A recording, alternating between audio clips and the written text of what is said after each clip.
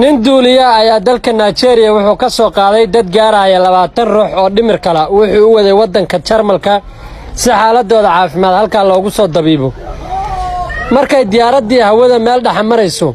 ayay dadkii waalwaalnaa buuqeen duuliyihii uu dhibsaday asagoo isla talow yaa ka aamusiya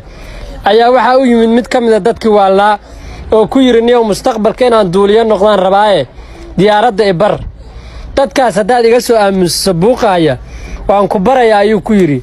ninkii dadkiibu ku soo laabtay daqiiqad kadib ninkii duuliyaha uu dareemay inay dadkii aamuseen deetana ninkii waalnaa waa soo laabtay wuxuu ku yiri waayahay bar waa kaasa dadkii mad maqashay sharqantoodii